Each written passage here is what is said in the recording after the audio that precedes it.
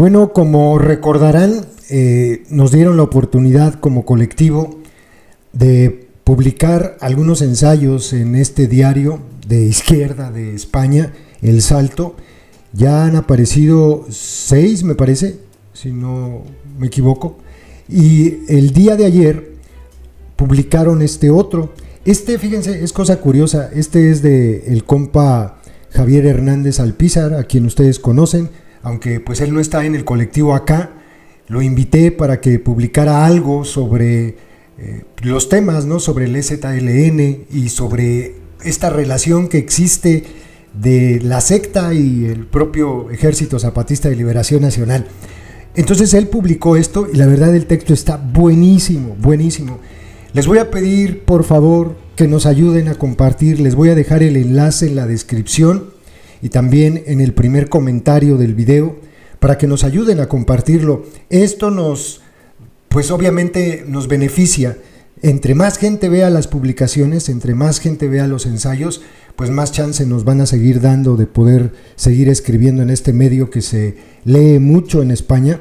Estaba viendo que están compartiendo el artículo también en México y eso es chido. Por ahí lo está retuiteando gente de México y eso es muy importante. Miren nada más qué buen artículo se aventó el compa Javier Hernández. ¿De qué izquierda hablan? Esto no le va a gustar a los adoctrinaditos. Desde la mirada zapatista, el régimen de López Obrador se ve a la derecha. El autor actualiza el análisis sobre el régimen de gobierno mexicano que se presenta a nivel internacional con una imagen propagandística de izquierda, pero que se acerca más a un populismo capitalista de tendencia autoritaria mal disimulada. Es la verdad. ¿Y saben qué es lo peor? Que los adoctrinaditos vicariantes lo saben, pero no se atreven a reconocerlo. Miren, tan solo con ver esa fotografía, ¿cuántos priistas hay ahí? ¿Panistas? Veo priistas, panistas. Es que es gente bastante despreciable. Del Verde, hay un delincuente del Verde. Esto es Morena. Qué vergüenza. Pero bueno, fíjense lo que escribe Javier Hernández. En 2005, en su documento La imposible geometría del poder en México, el EZLN caracterizó al proyecto de López Obrador como de centro, es decir, de derecha moderada. En 2018, al presentar verbalmente la primera versión de su análisis titulado 300, el entonces subcomandante Galeano, hoy capitán Marcos, dijo que se habían equivocado al pensar que el PRI haría fraude a López Obrador, pero en lo que no se habían equivocado es en que ganó la opción más a la derecha. Dirán los adoctrinaditos, ¡no es cierto! Van a ver cómo sí. El zapatismo actual se ha ubicado siempre a la izquierda del espectro político mexicano, por libertad, democracia y justicia. Exigió democracia a los regímenes priistas. De hecho, declaró la guerra y se alzó en armas contra el gobierno del priista Salinas de Gortari. Exigió justicia a los regímenes panistas, bajo cuyo gobierno fueron traicionados los acuerdos de San Andrés.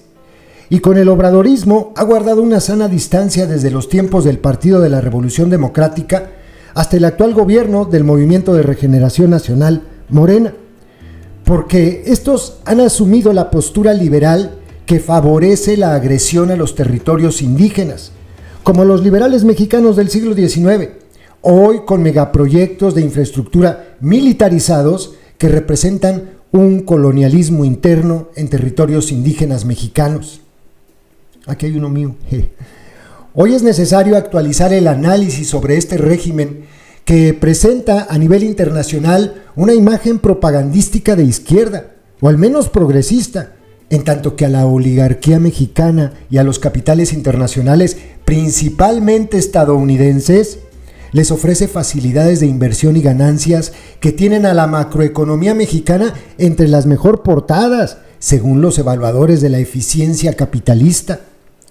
Con el voto del 35% del padrón electoral, el partido oficial, Morena, se acaba de imponer a un 65% de los ciudadanos empadronados, 40% que no votó y 25% que votó por las dos candidaturas de oposición. un 65% de ciudadanos empadronados, más el resto de los mexicanos, serán gobernados por un régimen que pretende llenar el significante vacío pueblo, con una narrativa en la que ellos, una minoría ganadora, son una abrumadora mayoría que ha aplastado a los conservadores y tiene un mandato para hacer, sin contrapesos ni contrapisas, la santa voluntad del líder. La ideología de este partido es definida por el líder carismático que lo fundó, a partir de los seguidores de un movimiento electoral que compitió antes 3 veces por la presidencia. López Obrador formó esa ideología sobre una base moral cristiana reformada, es decir, con referentes calvinistas y luteranos altamente compatibles con el capitalismo. ¡Pum! Sé que los adoctrinaditos vicariantes no entendieron ni jota de esto, pero bueno, que preconiza la austeridad, entendida como pobreza, y el lujo como pecado, traducido a términos políticos como austeridad republicana, y su versión política del pecado es la corrupción. Esta moral cristiana tiene también su versión política de la doble moral típica de los cristianos conservadores.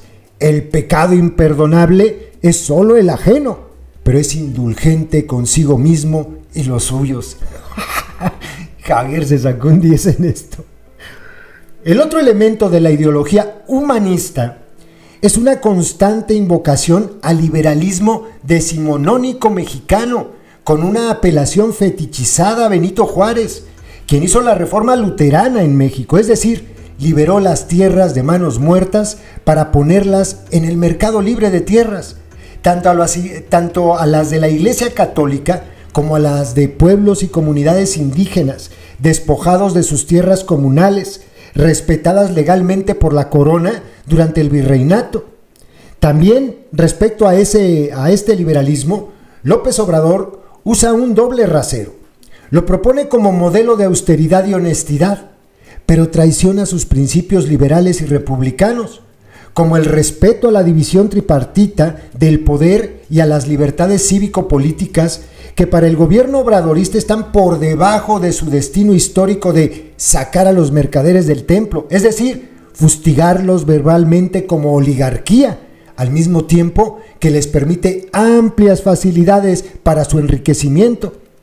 La fortuna de Carlos Slim creció 50% en lo que va del sexenio. Nunca le había ocurrido a Carlos Slim superar la fortuna de 100,000 millones de dólares hasta que llegó López. Asimismo, olvida el civilismo de Juárez para dar paso a una práctica militarista. Respecto al gobierno de las leyes, Estado de Derecho, liberal, el presidente mexicano opina lo contrario. La autoridad política está por encima de la ley. Y lo ha dicho, ¿no? No me vengan con que la ley es la ley, dice el anélido de la presidencia. El tercer elemento ideológico del obradorismo es el nacionalismo revolucionario priista, como de la época de Luis Echeverría, que sirve para la escenificación de una defensa de la soberanía con gestos más bien demagógicos, como solicitarle a la corona española que pida disculpas por la conquista de Tenochtitlán en el siglo XVI, o defender al general Cienfuegos, ex titular de la Defensa Nacional, detenido en Estados Unidos, acusado de nexos con el crimen y luego trasladado a México y exonerado de toda investigación. En cambio, México juega de hecho el papel de tercer país y su Guardia Nacional el papel de auxiliar de la Policía Migratoria de Estados Unidos en el territorio mexicano, conteniendo a los migrantes de América Latina y el Caribe que masivamente buscan llegar a territorio estadounidense. Hubo incluso migrantes muertos en un incendio por la negligencia criminal de las autoridades al dejarlos encerrados en una prisión que ellos llaman albergue. La impunidad y el olvido fueron las consecuencias, y la protección al delincuente del Instituto Nacional de Migración, que ahí anda después cabildeando en los juzgados para que se detenga la investigación. ¡Qué barbaridad! Pero bueno, ¿dónde está la política supuestamente de izquierdas del gobierno de López Obrador que tendrá continuidad con su sucesora Claudia Sheinbaum? Respecto a la monarquía, referente desde el que se ubicó la izquierda en la Revolución Francesa, la política autoritaria o liberal que algunos analistas clasifican como régimen híbrido, la llamada Cuarta Transformación, no está a la izquierda, sino a la derecha, en defensa del principio de autoridad, la concentración del poder en el Ejecutivo, la inutilización de los otros poderes y contrapesos, un legislativo subordinado como en tiempos del priismo y un poder judicial que ahora será reformado constitucionalmente y capturado políticamente. Eso y la desaparición de instituciones autónomas como el Instituto Nacional de Acceso a la Información son las hazañas que se proponen con el llamado Plan C, un paquete de reformas antiliberales y antidemocráticas. Respecto al capitalismo, el gobierno de López se ha subordinado en los hechos a las reglas del Tratado de Libre Comercio con Estados Unidos y Canadá, en función de las cuales ha construido, violando leyes y salvaguardas ambientales y de consulta de buena fe a las comunidades indígenas, los megaproyectos como el mal llamado Tren Maya y el corredor interoceánico en el Istmo de Tehuantepec, que los gobiernos del Partido Acción Nacional y el Partido Revolucionario Institucional fueron incapaces de imponer ante la resistencia de los defensores del territorio. La popularidad del actual presidente destruyó esas resistencias y avanzó el capitalismo desarrollista, con ecocidio y destrucción del tejido comunitario. Eso lo reconoció Noam Chomsky en una videoconferencia organizada por la intelectualidad orgánica del gobierno. Al menos algunos intelectuales no son complacientes con el anfitrión. ¿Se acuerdan, no?, de ese videíto donde le dice a Pedro Miguel que lo que está haciendo López con estos megaproyectos pues son obras que benefician al neoliberalismo y son obras ecocidas? Y la jeta de Pedro Miguel fue hermosa porque se le está diciendo a alguien que sabe retear todo el tema. Pero bueno, yo supongo que los adoctrinaditos creen que Chomsky se equivoca, supongo porque pues ellos piensan que es conservador y muy corrupto, supongo. Continúo. Además, los de este sexenio son megaproyectos operados por las Fuerzas Armadas. Más que una transformación de izquierda, parecen características de una revolución pasiva que retomó algunas demandas de la clase trabajadora, salariales y dineros entregados individualmente como programas sociales, pero impulsó desde el poder los intereses de los grandes capitales, megaproyectos, militarización, orden y disciplina macroeconómicos y, sobre todo, disciplina de la mano de obra políticamente desmovilizada.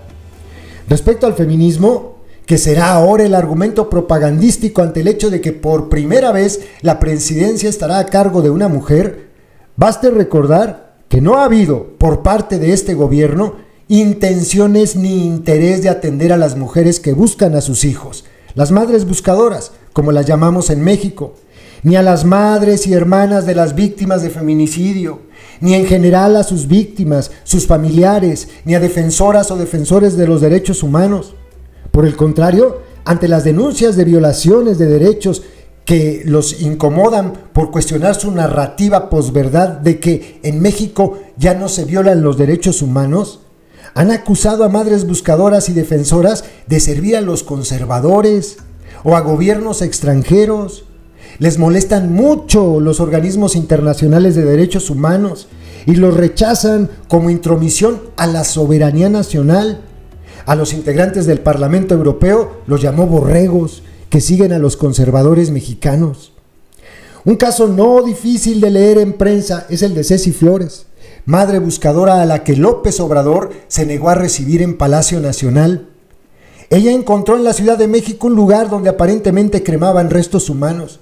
El gobierno dijo horas después que habían analizado los restos y eran de animales. Apenas hace días, algunos medios informaron que siempre sí, la fiscalía reconoció que eran restos humanos. Pero la nota se perdió entre las notas de las expectativas electorales. Pues sí, desgraciadamente. Este también es el mío, Retos del Zapatismo. Bueno, además, según reportes de la periodista Laura Castellanos, luego confirmados por los documentos de la Secretaría de la Defensa Nacional obtenidos por los hackers de Guacamaya, las colectivas feministas han sido espiadas y seguidas con tácticas de contrainsurgencia diseñadas para la izquierda guerrillera del siglo pasado. Asimismo, las feministas recuerdan que en las calles de la Ciudad de México han sido encapsuladas por la policía de la Ciudad de México, en ocasiones mujeres policías. Policía que bajo la jefatura de gobierno de Sheinbaum ha recibido capacitación antimotines de expertos israelíes. No sorprenden entonces los gases de extintores contra las mujeres en esas manifestaciones y las campañas en redes digitales que pretenden dibujarlas como las violentas y a las mujeres policías como sus víctimas. Llamar izquierda a este gobierno de Morena y al que le sucederá en unas semanas es ser engañados por la desinformación, la propaganda y la posverdad, así como por la narrativa populista que ahora pretende desmontar la democracia liberal por neoliberal y corrupta para reeditar un país en que las elecciones las gane siempre, sistemáticamente, el partido en el gobierno, como en los mejores tiempos del PRI. Pues por eso decimos, y que es que no nos equivocamos, Morena es la cuarta transformación del PRI, es el priismo. Yo sé que algunos no, sobre todo los más jóvenes, no recuerdan, no vivieron, todavía no nacían, ese modelo del PRI de Zedillo, de Salinas, de López Portillo, pero es que en los hechos la organización delictiva de la secta es exactamente igual, es el PRI, tanto que lo rechazan y hasta llenan la propia organización criminal de puro priista, y en los hechos todas sus acciones son de ese corte priista, todas. Continuemos.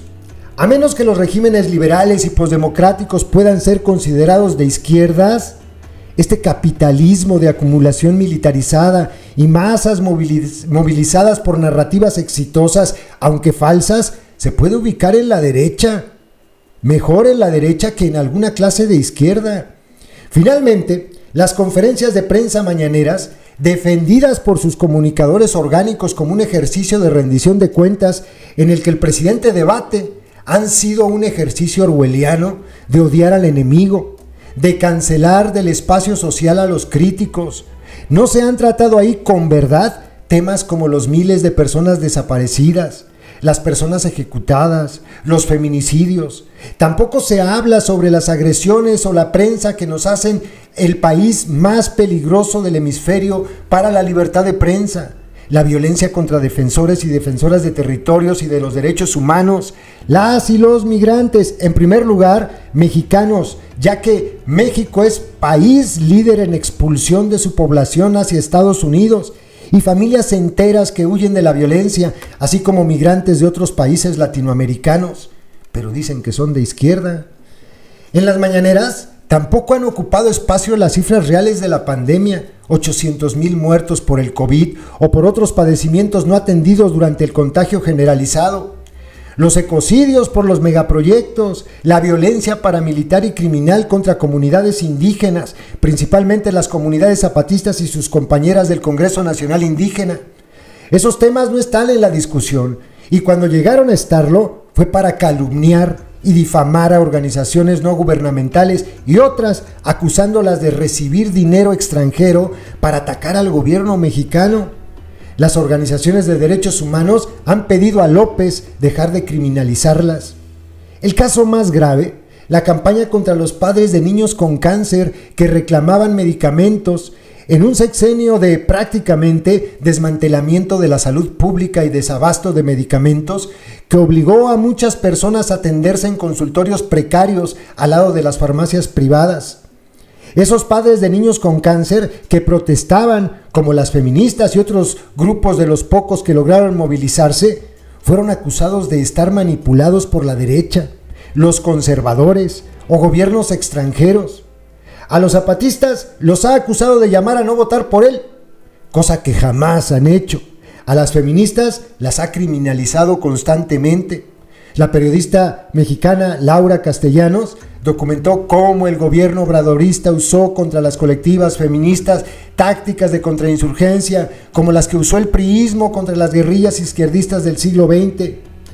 Mal haríamos, dice Javier, en hacer pasar por izquierda a estos regímenes capitalistas de tendencias autoritarias mal disimuladas, porque el desprestigio que para algunos implicó el socialismo real se vería confirmado con estos populismos capitalistas y dejaríamos para el futuro la idea de que la izquierda no puede ser sino ser antidemocrática y dictatorial. Qué buenísimo está lo que escribió. La verdad es que aquí lo hemos dicho siempre, la organización delictiva de la secta no es un partido de izquierda, es un partido muy de corte neoliberal, mucho capitalista a tope. Y yo por eso me río mucho cuando dicen, nosotros somos de izquierda. Híjole, me dan una ternura. Miren, ahí está su izquierda. Fíjense nomás, chulada de izquierda, el Monreal, la Xochitl, la Lady Rep, ¿saben? El corrupto, el Porro Batres, híjole, el Pollo Gallardo, Pollo, Pato, Gallina, no sé ni qué sea. No, mucha izquierda. Y esta estupidez del... vamos a darle el bastón de mando a la sucesora. Hijo, de verdad es que son una vergüenza. Esto es el PRI de antes, es el PRI. Pero bueno, los adoctrinaditos vicariantes no entienden de eso. Échenos la mano compartiendo el enlace, compas, se los dejo en la descripción y en el primer comentario. Ayúdenos para que nos sigan dando oportunidad de seguir escribiendo en este medio, que es muy importante para que fuera de México se sepa lo que en realidad está ocurriendo en el país, para que vean que este bodrio, este amasijo de priistas, panistas, perredistas, del Verde, del PT, de todos estos cárteles, pues no son un partido y un gobierno de izquierda, son eso, priistas de toda la vida, de toditita la vida.